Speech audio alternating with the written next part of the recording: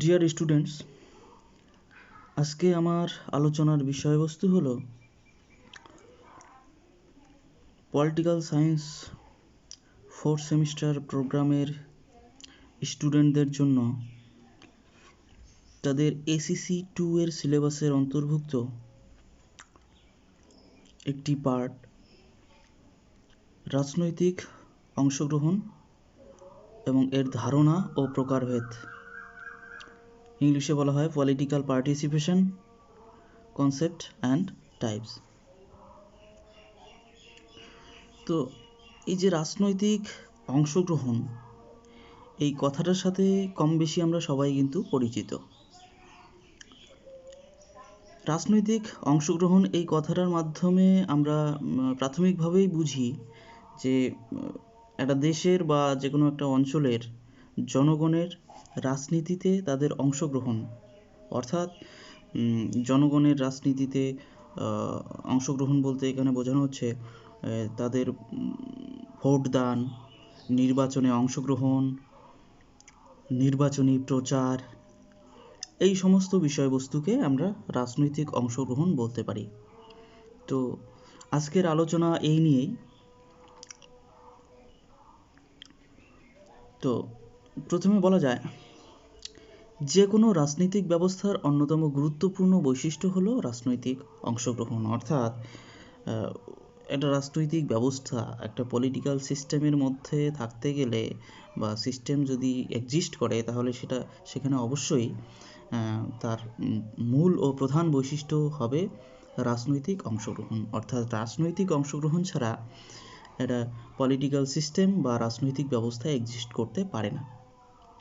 প্রকৃতপক্ষে প্রত্যেক রাজনৈতিক ব্যবস্থাতেই রাজনৈতিক অংশগ্রহণ হলো একটি উপাদান বিশেষ। আধুনিককালে গণতান্ত্রিক, অগণতান্ত্রিক নির্বিশেষে সকল রাজনৈতিক ব্যবস্থায়, এমনকি সামরিক শাসনাধীন রাষ্ট্রেও জনগণের রাজনৈতিক অংশগ্রহণের বিষয়টির উপর গুরুত্ব আরোপ করা হয়। সে যে কোনো রাজনৈতিক ব্যবস্থাই হোক না কেন, গণতান্ত্রিক হোক, উদারনৈতিক হোক, অগণতান্ত্রিক হোক, রাজতান্ত্রিক হোক, স্বৈরতান্ত্রিক হোক, সব রাজনৈতিক ব্যবস্থাতেই এই রাজনৈতিক অংশগ্রহণ ব্যাপারটি থাকতেই হবে। এর গুরুত্ব রাজনৈতিক ব্যবস্থায় অপরিসীম। তো এবার আসি যে প্রকৃতপক্ষে বিশেষ করে রাষ্ট্রবিজ্ঞানের আলোচনায়, সাবজেক্টের আলোচনায় রাজনৈতিক অংশগ্রহণ বলতে আমরা ঠিক কোন ব্যবস্থাটাকে বুঝি বা কোন পরিস্থিতিকে বুঝি। আগেকার দিনে রাজনৈতিক অংশগ্রহণের ধারণা ছিল বিশেষভাবে সংকীর্ণ। সাবেকি ধারণা অনুসারে রাজনৈতিক অংশগ্রহণ বলতে নির্বাচনী প্রক্রিয়ায় নাগরিকদের অংশগ্রহণকে বোঝাতো।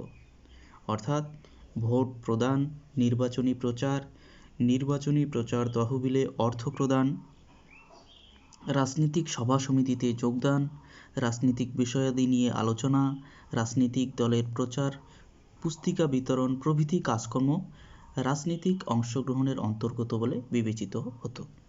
অর্থাৎ ক্লাসিক্যাল পলিটিক্যাল পার্টিসিপেশন যেটাকে আমরা বলি, সেই অনুযায়ী তৎকালীন সময়ে রাজনৈতিক অংশগ্রহণের ধারণাটা সংকীর্ণ ছিল। অর্থাৎ রাজনৈতিক অংশগ্রহণ বলতে এই সমস্ত ব্যাপারকে বোঝানো হতো, যেমন ভোট প্রদান, নির্বাচনী প্রচার তহবিলে অর্থ প্রদান, এই সমস্ত বিষয়বস্তুতে নিয়োজিত থাকাকেই রাজনৈতিক অংশগ্রহণ বলা হতো। কিন্তু বর্তমানে আধুনিক যুগে রাজনৈতিক অংশগ্রহণ প্রক্রিয়ার পরিধি প্রসারিত হয়েছে, অনেকটা স্ট্রেট করেছে, এবং রাজনৈতিক অংশগ্রহণের ধারণাগত অর্থ অধিকতর ব্যাপক হয়েছে। সেটা কি? নির্বাচন প্রক্রিয়া ছাড়াও সরকারি সিদ্ধান্তকে প্রভাবিত করা সম্পর্কিত বিভিন্ন কাজকর্ম ও বিষয়াদি রাজনৈতিক অংশগ্রহণের অন্তর্ভুক্ত। শুধু এই যে ভোট প্রদান, নির্বাচনী প্রচার, তারপরে সভা সমিতিতে যোগদান, এগুলোই নয়, তার সাথে সাথে রাজনৈতিক যে প্রক্রিয়া, রাজনৈতিক যে সিদ্ধান্ত, এই সিদ্ধান্ত বা প্রক্রিয়াকে প্রভাবিত করাকেও রাজনৈতিক অংশগ্রহণ বলা হয়।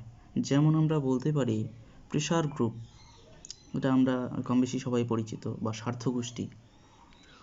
এদের কাজ কি?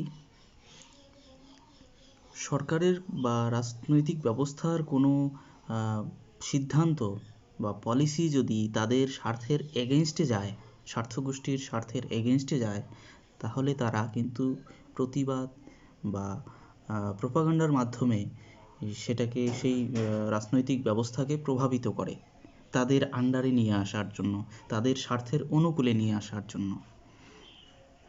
তো এই যে প্রভাবিত করা, সরকারি সিদ্ধান্তকে প্রভাবিত করা, সরকার এটা করছে, এটা যেহেতু আমাদের স্বার্থের এগেনস্টে, বিপরীতে, তাই আমরা সরকারকে প্রভাবিত করে সেই সিদ্ধান্তকে পাল্টে নেব বা আমাদের স্বার্থে ব্যবহার করব। এই যে এই ব্যাপারটাও রাজনৈতিক অংশগ্রহণের অন্তর্ভুক্ত। প্রত্যক্ষভাবে জনগণের রাজনৈতিক মতামত প্রকাশ সম্পর্কিত যাবতীয় আচরণই হলো রাজনৈতিক অংশগ্রহণ। অর্থাৎ এক কথায় আমরা বলতে পারি, আমরা যে আধুনিক যুগে বা আধুনিক রাজনৈতিক ব্যবস্থায়, একটা পলিটিক্যাল সিস্টেমে বসবাস করি, অর্থাৎ আমরা প্রত্যেকেই কোনো না কোনোভাবে রাজনীতিতে আর কি অংশগ্রহণ করি, সেটা পরোক্ষ হোক বা প্রত্যক্ষ হোক। এরপরে আসি, এই যে রাজনৈতিক অংশগ্রহণ বা পলিটিক্যাল পার্টিসিপেশন, এর কতগুলো প্রকারভেদ আছে। সেগুলো বিভিন্ন রাষ্ট্র দার্শনিক বা রাষ্ট্রচিন্তাবিদরা তাদের ধারণার স্বার্থে, তাদের ধারণাগত চিন্তাভাবনা অনুযায়ী এই রাজনৈতিক অংশগ্রহণকে বিভিন্ন ভাগে ভাগ করেছেন। যেমন প্রথমে আমরা বলতে পারি পেশাদারি ও অপেশাদারি অংশগ্রহণ। নাই ও, এটা ভাবা নয়, ভার্বা হবে, তাদের পলিটিক্যাল পার্টিসিপেশন নামক গ্রন্থে, এবং হান্টিংটন ও নেলসন তাদের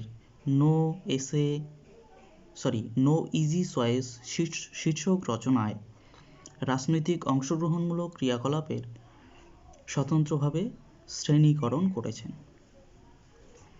এই যে নাই ও ভার্বা, হান্টিংটন ও নেলসন, তারা এই পেশাদারি ও অপেশাদারি অংশগ্রহণ, এই দুটি ভাগে ভাগ করেছেন রাজনৈতিক অংশগ্রহণকে। এবার আসি, তাহলে পেশাদারি অংশগ্রহণ কি বা অপেশাদারি অংশগ্রহণই বা কি, সেগুলো সম্পর্কে আমাদের জানতে হবে। পেশাদার অংশগ্রহণকারীরা রুটিন মাফিক কাজ হিসাবে রাজনৈতিক অংশগ্রহণমূলক ক্রিয়াকলাপের সামিল হন। অর্থাৎ যারা পেশাদারি, তারা কিন্তু রুটিন মাফিক, তাদের এই যে রাজনীতিতে অংশগ্রহণমূলক ক্রিয়াকলাপে তারা রুটিন মাফিক কাজ হিসাবে সামিল হন। অর্থাৎ তাদের এই রাজনীতিতে অংশগ্রহণ এবং রাজনীতিতে অংশগ্রহণ করে তাদের যে ক্রিয়াকলাপ, এটা কিন্তু তাদের রুটিন মাফিক, অর্থাৎ অবশ্য পালনীয় কর্তব্য, অবশ্যই তাদের এটা করতে হবে। রাজনীতির ক্ষেত্রে পেশাদার ব্যক্তিবর্গের প্রাথমিক দায়িত্ব বা মূল কাজকর্ম রাজনীতি বা সরকার কেন্দ্রিক। এদের কাজকর্ম হলো রাজনৈতিক এবং সরকার কেন্দ্রিক বিষয়বস্তুকে নিয়ে। অর্থাৎ পেশাদার অংশগ্রহণকারীরা প্রধানত সরকারি ও রাজনৈতিক ক্রিয়াকলাপের সঙ্গে সম্পর্কযুক্ত। সরকারি এবং রাজনৈতিক যে সমস্ত ক্রিয়াকলাপ আছে তাদের সাথে সম্পর্কযুক্ত। এই শ্রেণীর অংশগ্রহণকারীদের উদাহরণ হিসাবে রাজনীতিক বা প্রশাসনিক পদাধিকারী, অর্থাৎ সরকারি আধিকারিক ও রাজনৈতিক দলের কর্তা ব্যক্তিদের কথা বলা যায়। রাজনৈতিক দলের যে কর্তা ব্যক্তি, প্রধান হেড বা নেতৃস্থানীয় যেসব নেতা নেত্রীরা আছেন বা মাথারা আছেন, এবং সরকারি যে সমস্ত আধিকারিক বা অফিসাররা আছেন তাদেরকে বলা যায়। অপেশাদারী অংশগ্রহণ আংশিক সময়ের এবং অবিরাম নয়।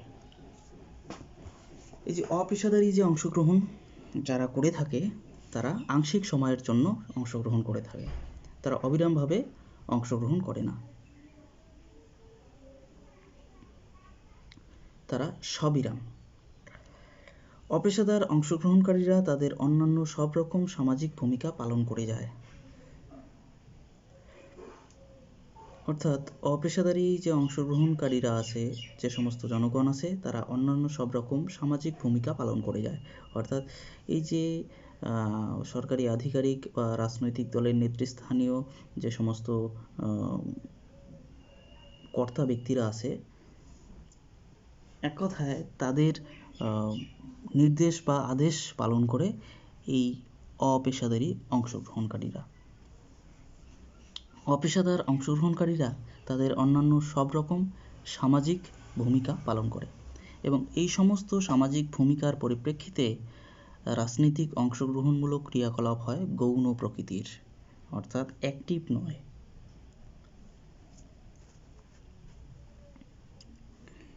এরপরে আসি আরেকটা শ্রেণী বিভাগ, লড়াকু, সংক্রমণগত ও দর্শকধর্মী ক্রিয়াকলাপ। লেস্টার মিলব্রাথ তার পলিটিক্যাল পার্টিসিপেশন শীর্ষক গ্রন্থে রাজনৈতিক অংশগ্রহণমূলক ক্রিয়াকলাপকে স্বতন্ত্র দৃষ্টিভঙ্গি থেকে শ্রেণীবিভাগ করেছেন। এই যে লড়াকু, সংক্রমণগত ও দর্শকধর্মী ক্রিয়াকলাপে ভাগ করেছেন লেস্টার মিলব্রাথ তার পলিটিক্যাল পার্টিসিপেশন গ্রন্থে। এবার এই যে এই 3 প্রকারের তিনি যে শ্রেণী বিভাগ করলেন সেগুলো কি, সেগুলো সম্পর্কে আমরা জানব। রাজনৈতিক দলের রুটিন মাফিক কাজকর্মের একটি অংশ হলো লড়াকু কাজকর্ম। এ ধরনের কাজকর্মের উদাহরণ হিসাবে রাজনৈতিক দলের মনোনীত প্রার্থী হিসাবে নির্বাচনে প্রতিদ্বন্দ্বিতা করা, দলীয় তহবিলে অর্থ সংগ্রহ, দলীয় প্রচারে অংশগ্রহণ, দলীয় সভা সমিতিতে যোগদান, দলের সংখ্যা বৃদ্ধির চেষ্টা প্রভৃতি। এই সমস্ত কাজকর্মের সাথে যে সমস্ত জনগণ বা নাগরিক বা লোকজন জড়িত তাদেরকে বলা হয় লড়াকু অংশগ্রহণকারী। লড়াকু অংশগ্রহণকারী। আচ্ছা, নেক্সট, সংক্রমণগত ক্রিয়াকলাপ বলতে মূলত রাজনৈতিক দলের শুভানুধ্যায়ী ও সাহায্যকারীদের কার্যকলাপকে বোঝায়। অর্থাৎ সেই রাজনৈতিক দলের যারা ভালো চায়, সাহায্য করতে চায়, তাদেরকে বোঝায় সংক্রমণগত ক্রিয়াকলাপ। সংক্রমণগত ক্রিয়াকলাপ অংশগ্রহণকারী। এ ধরনের রাজনৈতিক ক্রিয়াকলাপের উদাহরণ হলো দলের সদস্য, শুভানুধ্যায়ী বা নিরপেক্ষ ব্যক্তি হিসাবে রাজনৈতিক দলের সভা সমিতিতে যোগদান। রাজনৈতিক দলের কর্তা ব্যক্তিদের সঙ্গে সংযোগ, সম্পর্ক রক্ষা, দলীয় তহবিলে অর্থ প্রদান প্রভৃতি। অর্থাৎ এরা একদম প্রত্যক্ষভাবে কিন্তু রাজনীতিতে অংশগ্রহণ করে না, তারা একটু দূরে থেকে সেই দলের বা সেই রাজনৈতিক দলের ভালো চায় এবং সেই অনুযায়ী তাদেরকে সাহায্য করে, সভা সমিতিতে যোগদান করে এবং অর্থ প্রদান করে দলীয় তহবিলে। নেক্সট হচ্ছে আবার কিছু কিছু রাজনৈতিক কাজকর্ম দর্শকধর্মী। এরকম কাজকর্মের উদাহরণ হিসেবে ভোট দেওয়া, অন্যান্য ভোটদাতাদের প্রভাবিত করা, রাজনৈতিক আলোচনা ও বিতর্কে অংশগ্রহণ করা, দলীয় প্রতীক পরিধান করা, দলের প্রচারপত্র বিতরণ করা প্রভৃতি উল্লেখ করা যায়। অর্থাৎ দর্শকধর্মী রাজনৈতিক অংশগ্রহণকারী হলেন তারাই যারা এই সমস্ত কার্যকলাপে অংশগ্রহণ করে। অর্থাৎ তারা এর আগের যে শ্রেণী বিভাগটা, অর্থাৎ সংক্রমণগত ক্রিয়াকলাপ অংশগ্রহণকারী যারা আছে তাদের থেকেও একটু নিচে, অর্থাৎ তারা আরও পেসিভ হয় একটু, অর্থাৎ রাজনীতিতে তারা আরও কম অংশগ্রহণ করে। শুধু ভোট দেওয়া প্রয়োজন বা ভোট দেওয়া নাগরিক অধিকার, ভোট দিল, অন্যান্য ভোট দুই একজন ভোটদাতাদের প্রভাবিত করলো, রাজনৈতিক আলোচনা বিতর্কে অংশগ্রহণ করলো, এই সমস্ত করলো, কিন্তু তারা অ্যাক্টিভ নয়, একটু প্যাসিভ প্রকৃতির। এছাড়াও আরও এক শ্রেণীর ব্যক্তি বর্তমান থাকে, এরা হচ্ছে কোনো রকম রাজনৈতিক ক্রিয়াকলাপের সঙ্গে যুক্ত নয়, এদের বলা হয় উদাসী বা অ্যাপাথেটিক। অর্থাৎ এরা রাজনৈতিক বিষয়ে কোনো ইন্টারেস্টই এদের নেই, বা কোনো উৎসুক বা চাহিদা এরা দেখায় না রাজনৈতিক অংশগ্রহণের বিষয়ে, এদেরকে তাই বলা হয় উদাসী বা ইংলিশে অ্যাপাথেটিক। নেক্সট শ্রেণীবিভাগ হলো সক্রিয় ও নিষ্ক্রিয় ক্রিয়াকলাপ। এটাও কিন্তু লেস্টার মিলব্রাথের আলোচনার পরিপ্রেক্ষিতে রাজনৈতিক অংশগ্রহণের প্রকৃতির সঙ্গে অবহিত হওয়া যায়। অর্থাৎ এটাও এই লেস্টার মিলব্রাথের দ্বারা শ্রেণীবিভাগ করা হয়েছে, সক্রিয় ও নিষ্ক্রিয়। প্রত্যেক সমাজেই সকল ব্যক্তি রাজনৈতিক বিষয়ে সক্রিয়ভাবে অংশগ্রহণ করে না বা করতে পারে না। কোনো সমাজেই রাজনৈতিক অংশগ্রহণের জন্য একটা মূল্য দিতে হয়। অর্থাৎ যে কোনো সমাজেই সকল ব্যক্তি রাজনৈতিক বিষয়ে সক্রিয়ভাবে অংশগ্রহণ করে আবার করে না। আবার রাজনৈতিক অংশগ্রহণের জন্য তাদের একটা মূল্য দিতে হয় বা সময় দিতে হয়। সময়, সামর্থ্য ও উদ্যোগ দিয়ে এই মূল্য দিতে হয়, কিন্তু সমাজের সকলে এই মূল্য প্রদানের সামর্থ্য বা ইচ্ছা থাকে না। এই কারণে সক্রিয় রাজনৈতিক কার্যকলাপে সামিল হওয়ার সম্ভব হয় না বা সম্ভাবনা কম থাকে। এই শ্রেণীর ব্যক্তিবর্গ হলো নিষ্ক্রিয় অংশগ্রহণকারী। এদের রাজনৈতিক ক্রিয়াকলাপ হলো দর্শকধর্মী ক্রিয়াকলাপ। অর্থাৎ রাজনৈতিক ব্যবস্থাতে কি হচ্ছে এরা একটা দর্শক হিসাবে ভূমিকা পালন করে। এরা সক্রিয় নয়, নিষ্ক্রিয় প্রকৃতির। শুধু ভোট দেওয়া লাগে ভোট দেয়, অনেকটা এরকম, কিন্তু রাজনৈতিক ব্যবস্থাতে বা কোনো রাজনৈতিক সিদ্ধান্তে তারা পুরোপুরি বা প্রত্যক্ষভাবে অংশগ্রহণ করে না।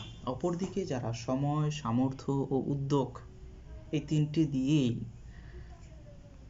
রাজনৈতিক ক্রিয়াকলাপে সামিল হয় তারা হলো সক্রিয় অংশগ্রহণকারী। নেক্সট হচ্ছে সহায়ক ও অভিব্যক্তিমূলক রাজনৈতিক অংশগ্রহণ। রাজনৈতিক অংশগ্রহণের যে উদ্দেশ্যগত বিচার, সেই বিচারে রাজনৈতিক অংশগ্রহণকে আবার দুই ভাগে ভাগ করা যেতে পারে উদ্দেশ্য অনুযায়ী, বা উদ্দেশ্যকে প্রধান নীতি যদি আমরা ধরি তাহলে সেই হিসাবে রাজনৈতিক অংশগ্রহণকে সহায়ক ও অভিব্যক্তিমূলক এই দুই ভাগে রাজনৈতিক অংশগ্রহণকে ভাগ করা যায়। এই দুটি কি কি? সহায়ক রাজনৈতিক অংশগ্রহণের ক্ষেত্রে অংশগ্রহণকারীরা সামনে সুনির্দিষ্ট লক্ষ্য পূরণের উদ্দেশ্য বর্তমান থাকে। অর্থাৎ যারা সহায়ক রাজনীতিতে অংশগ্রহণ করে তাদের একটা সুনির্দিষ্ট লক্ষ্য পূরণের উদ্দেশ্য থাকে, সেই উদ্দেশ্যকে সামনে নিয়ে তারা রাজনীতিতে অংশগ্রহণ করে। এরকম উদ্দেশ্যের উদাহরণ হিসাবে আমরা বলতে পারি কোনো একটি রাজনৈতিক দলের সাফল্য লাভ, অর্থাৎ নির্বাচনে জয়লাভ, কোনো রাজনৈতিক নেতার প্রভাব প্রতিপত্তির প্রসার সাধন, আইনসভায় কোনো একটি বিলের বিধিবদ্ধকরণ প্রভৃতি উল্লেখযোগ্য। এই সমস্ত ক্রিয়াকলাপে তারা অংশগ্রহণ করে। অপরদিকে অভিব্যক্তিমূলক রাজনৈতিক ক্রিয়াকলাপের ক্ষেত্রে অংশগ্রহণকারীরা তেমন কোনো সুনির্দিষ্ট উদ্দেশ্য থাকে না।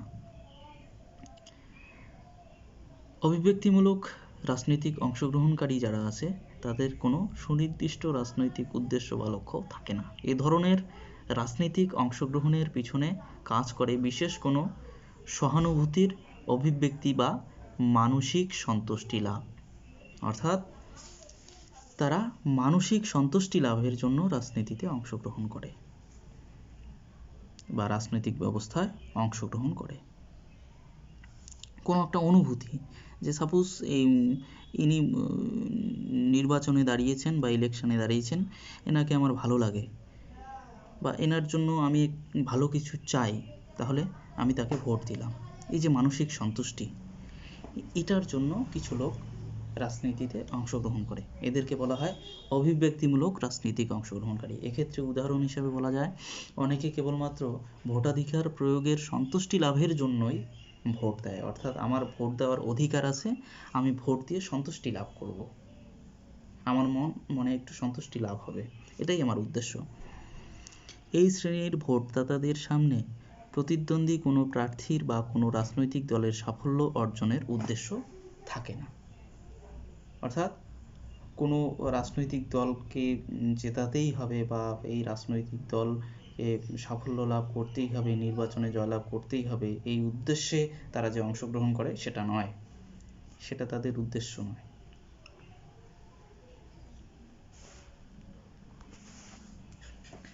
এরপরে আসি সমর্থন সূচক ও প্রতিবাদমূলক অংশগ্রহণ। রাজনৈতিক অংশগ্রহণমূলক ক্রিয়াকলাপের আধুনিক আলোচনায় আরও দু ধরনের, এই যে সমর্থন সূচক ও প্রতিবাদমূলক অংশগ্রহণ, এই দুটি ভাগে ভাগ করা যায়। এই দুটি ভাগ কি কি বা বিষয়বস্তু কি?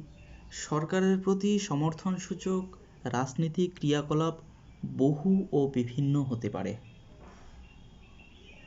সরকারের প্রতি আমার সমর্থন আছে, এরকম রাজনৈতিক ক্রিয়াকলাপ বহু ও বিভিন্ন ধরনের হতে পারে। সেটা উদ্দেশ্য, আমি সরকারকে সমর্থন করি, কিন্তু আমার সরকারের প্রতি সমর্থন করার বিভিন্ন উদ্দেশ্য থাকতে পারে। এক্ষেত্রে উদাহরণ হিসাবে মিটিং মিছিলে যোগদান, সরকারি উন্নয়নমূলক পরিকল্পনায় যোগদান প্রভৃতি উল্লেখযোগ্য। অর্থাৎ মিটিং মিছিলে যোগদান, সরকারি উন্নয়নমূলক পরিকল্পনায় যোগদান যারা করে, তারা হচ্ছে সরকারের প্রতি সমর্থন সূচক রাজনৈতিক ক্রিয়াকলাপের অংশগ্রহণকারী। এই সমস্ত কাজকর্ম তাদের উদ্দেশ্য। আবার নাগরিকরা সরকারকে চাপে রেখে বা ভয় দেখিয়ে বাধ্য করার জন্য নানা রকম উপায় পদ্ধতি অবলম্বন করতে পারে এবং করেও। এক্ষেত্রে উদাহরণ হিসাবে প্রতিবাদী আন্দোলন, মিছিল, বিক্ষোভ প্রদর্শন এবং দাঙ্গা হাঙ্গামা, খুন জখম ও অন্যান্য হিংসাত্মক কার্যকলাপের কথা উল্লেখ করা যায়। এ ধরনের ক্রিয়াকলাপ হলো প্রতিবাদী অংশগ্রহণের অভিব্যক্তি। অর্থাৎ এই যে সরকারের প্রতি সমর্থন সূচক রাজনৈতিক অংশগ্রহণ, আবার প্রতিবাদী যে রাজনৈতিক অংশগ্রহণ, এই দুটোর মধ্যে পার্থক্য হলো, অর্থাৎ কোনো একটা সরকারি ক্ষমতায় আছে বা সরকারি কাজকর্ম চালাচ্ছে, সেই সরকারের প্রতি যদি আমার সমর্থন থাকে, তাহলে সেই সরকারের বা সেই রাজনৈতিক দলের মিটিং মিছিলে আমি যোগদান করব, সরকারি উন্নয়নমূলক কাজকর্ম পরিকল্পনায় আমি যোগদান করব এবং আমার মতামত ব্যক্ত করব। এর উদ্দেশ্য হচ্ছে যে সেই সরকারের প্রতি আমার সমর্থন আছে। কিন্তু সেই সরকারের প্রতি কারো সমর্থন নাও থাকতে পারে। তারা কি করে, সেই নাগরিকরা সেই সরকারের প্রতি প্রতিবাদ জানায়। এই প্রতিবাদ হিসাবে মিটিং মিছিল, আন্দোলন, বিক্ষোভ প্রদর্শন করে সেই সরকারি ব্যবস্থাকে ভেঙে ফেলতে চায় বা সরকারি যে নিয়ম নীতি বা আদর্শকে তাদের স্বার্থে ব্যবহার করতে চায়। এই জন্য তারা সেই সরকারকে প্রতিবাদ প্রদর্শন করে। এর জন্য বিভিন্ন আন্দোলন, মিটিং মিছিল, বিক্ষোভ প্রদর্শন করে এবং সেটা যদি প্রচণ্ড আকারে হয়, পরবর্তীতে সেখানে দাঙ্গা হাঙ্গামা, খুন জখম, হিংসাত্মক কার্যকলাপও করে। এই সমস্ত কাজকর্মে যারা যুক্ত থাকে, রাজনৈতিক কাজকর্মে, রাজনৈতিক অংশগ্রহণে যারা যুক্ত থাকে, তাদেরকে বলা হয় প্রতিবাদী রাজনৈতিক অংশগ্রহণকারী বা প্রতিবাদমূলক অংশগ্রহণকারী। এরপর নেক্সট আসি অবৈধ প্রতিবাদী রাজনৈতিক ক্রিয়াকলাপ। উপরের এই যে আলোচনা, এগুলো ছাড়াও আরও এক ধরনের রাজনৈতিক ক্রিয়াকলাপ বা রাজনৈতিক ক্রিয়াকলাপে অংশগ্রহণকারী জনগণকে দেখা যায়। সেটা হচ্ছে অবৈধ প্রতিবাদী রাজনৈতিক ক্রিয়াকলাপ। প্রতিবাদী অংশগ্রহণমূলক ক্রিয়াকলাপ বিশেষভাবে বিতর্কিত।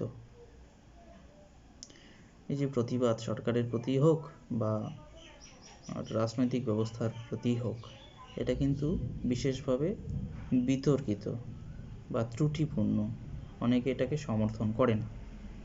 এ ধরনের ক্রিয়াকলাপ অধিকাংশ ক্ষেত্রেই আইন বিরুদ্ধ, অর্থাৎ আইনের বিরুদ্ধে গিয়ে প্রতিবাদ করতে হয়, বিক্ষোভ প্রদর্শন করতে হয়। এই কারণে এরকম প্রতিবাদী কাজকর্মকে এই যে নাই ও ভারবা, এই দুইজন ব্যক্তি রাজনৈতিক অংশগ্রহণ হিসাবে বিবেচনা করার বিরোধী। এই যে প্রতিবাদমূলক যে অংশগ্রহণ, এটা সবসময় আইন বিরুদ্ধ, নীতি বিরুদ্ধ। এই জন্য এই দুজন রাষ্ট্র দার্শনিক তারা কখনোই এই শ্রেণীর ক্রিয়াকলাপকে রাজনৈতিক অংশগ্রহণ হিসাবে বিবেচনা করার বিরুদ্ধে ছিলেন। অর্থাৎ তারা কোনোদিনই মনে করতেন না যে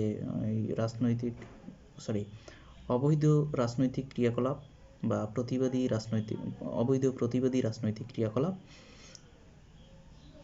রাজনৈতিক অংশগ্রহণের একটি পার্ট, এটা তারা কোনোদিনই মনে করতেন না। এই দুই ধরনের রাজনীতিক সমাজবিজ্ঞানী তাদের পলিটিক্যাল পার্টিসিপেশন শীর্ষক রচনায় এই বিষয়ে বিস্তারিতভাবে আলোচনা করেছেন। সরকারি সিদ্ধান্ত গ্রহণ প্রক্রিয়াকে প্রভাবিত করার জন্য অংশগ্রহণকারীরা অনেক সময়ই সিদ্ধান্ত গ্রহণকারী কর্তৃপক্ষের উপর নানাভাবে চাপ সৃষ্টি করে।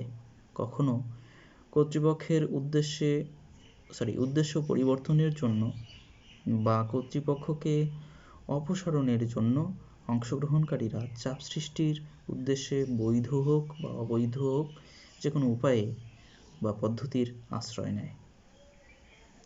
তাই এদেরকে বলা হয় অবৈধ প্রতিবাদী রাজনৈতিক ক্রিয়াকলাপে অংশগ্রহণকারী। এদের উদ্দেশ্য হলো যে সরকার ক্ষমতায় আছে বা যে সরকার রাজনৈতিক ব্যবস্থাটাকে চালাচ্ছে, সেই সরকারের বা সেই রাজনৈতিক ব্যবস্থার সিদ্ধান্তগুলোকে তারা প্রতিবাদ করে, সেই সিদ্ধান্তগুলোকে সমর্থন করে না এবং সেই কর্তৃপক্ষের বিরুদ্ধে সবসময় চাপ সৃষ্টি করে এবং সেই কর্তৃপক্ষকে অপসারণের চেষ্টা করে। সেই উদ্দেশ্যে সেটা তাদের প্রতিবাদ বৈধ হোক বা অবৈধ হোক, যে কোনো উপায়ের আর কি আশ্রয় নিয়ে তাদের সেই কার্যকলাপ পরিচালিত করে। তো আজকে এই পর্যন্তই। Thank you.